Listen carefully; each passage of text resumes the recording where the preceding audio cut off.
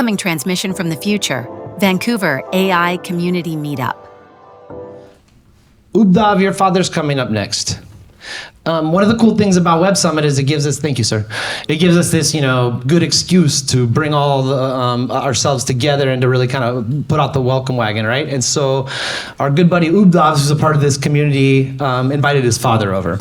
And his father is a CEO of a $500 million Indian shoe company that makes these AI-powered sensor shoes that connect via Bluetooth to your phone. And so he runs an R&D lab for products and sensors around AI. Please come here, sir. I picked him up the other day at the airport, and we've had him in meetings since then.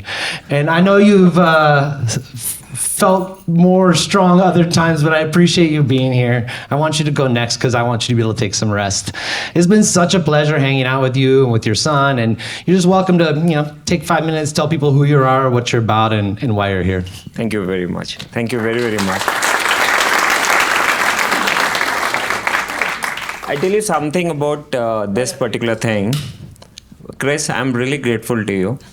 You made my life so comfortable in the last 2 days. And let me tell you about it. When I landed from India, it was a 17-hour flight, another 3 hours, and 3 hours prior to that. This entire thing was made so comfortable when you were waiting for me at the airport. You took me out for the breakfast. And I can tell you one thing. I am telling you. That was the most delicious thing I have ever eaten. I can assure you that. And this transcends the boundary of our nations. That's the feeling I had always, that I always felt Earth is one. There's nothing like nations and all. That's how it is. So I'm actually here to tell you something about a thought, which says, as you're wearing a shoe, it's got a sole, and there is a soul here. So I connect soul to soul. That's what I'm thinking about it. We might be manufacturing world's bestest high-tech footwears.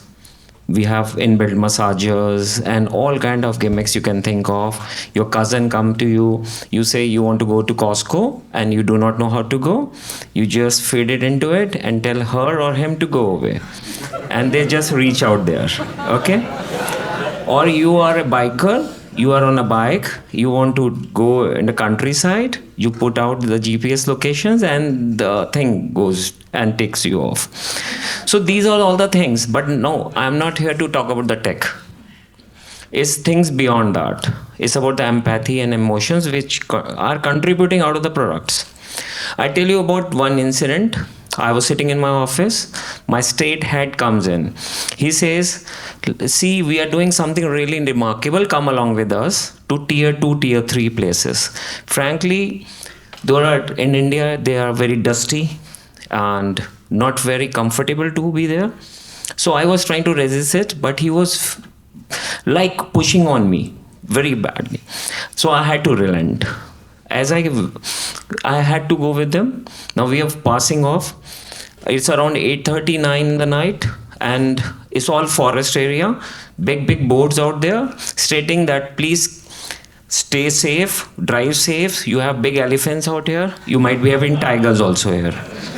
It's like this. So I was like, what is this? Where have you brought me out? Now the vehicle stops on the main road. It's pitch dark all around. He said, I asked them, what is this? Say, see there, around 150 meters from here, in the pasture, you see a 5-story building? I say, yeah. And when I saw it, it was illuminating, fully decorated like anything. Then I was made to walk through that grassland. As I reached there, there were 15, 17 members of the family standing out there, greeting me. As I go inside, I was shocked. It was one of the most beautiful stores they had built on their own. And every article placed so spick and span. That meant they were cleaning all the products themselves every day and taking care of it in a very immaculate manner. Every floor I went, it was better than the other floor. So I just thought of asking them, what are you doing out here? They said, I asked them, what is this? I say, see, because you could have just had a warehouse and been selling all this. Then he told me a story. He said, we're the third generation. My grandfather was doing it. My father was doing it. I'm doing it. And this is our heart. This is what we are attached to. I said, we are not there in every category. Possibly you could have been doing some other brands also. He said, not ever. Because we are not attached to the revenue only. It's in our blood. And even if at any time, if I think of doing it, my 14, 15 members of the family will never ever allow. I was like, what is this? In the world of profit, what are they trying to do? It was supposed to be that I had to return the same in the morning, early morning.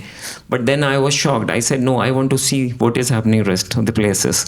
So I said, take me to the retailer who are directly linked to this distributor. In the morning, they took me to one of the retailer. I was there. They told me to stand at the counter and see what is happening. The first customer comes in.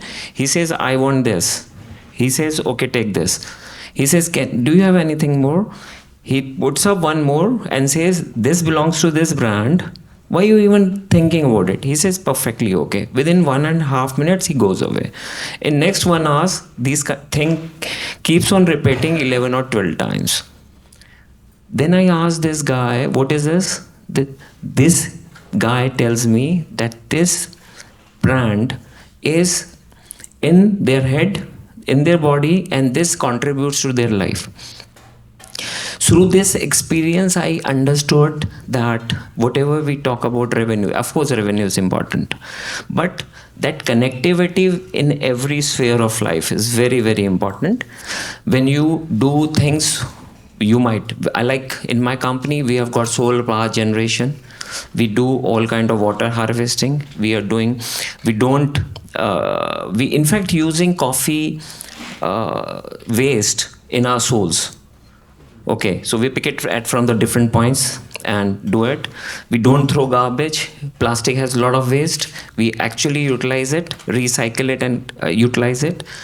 But whatever connectivity we have with our people, like the barometer of success in my company would be something like that. If I have 5,000 people, then within few years we should have 10,000. This is our barometer of success rather than talking only about the revenue thing.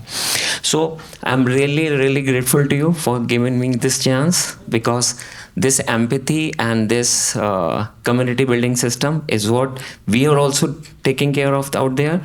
We are also taking care in terms of our employees, and definitely making sure that every part of their build-up is doing. Even we have all kind of people like ENY, PwC, and KPMG and Deloitte on board. But that is only to generate energy among our people rather than doing anything else.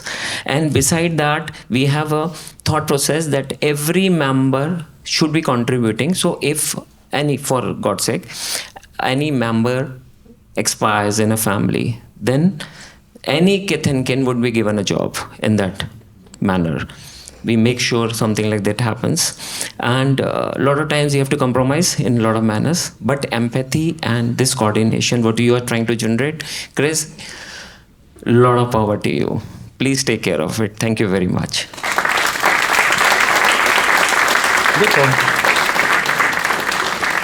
Vipple, please come back. Please come back for 1 second. I just want to say this man's name is Vippal Kansel. His company is called Vijanta, and his R&D lab is called Impakto. And so, like yesterday, we met with Misty West, Lee Christie, who's like pretty much the head of AI hardware type hacking in Vancouver in terms of like a commercial company, and they really got down to business. Lee could immediately see what was going on in the opportunities and stuff. And so, if you're into putting sensors and stuff, and you need to manufacture them at a scale beyond the 3D printer DIY prototype, if you actually have some success and want to go into production, talk to Udas. This kid's amazing. And this is where he comes from. And I really am thankful that you're here. Thank you, sir. Thank you. Yeah. Thank you.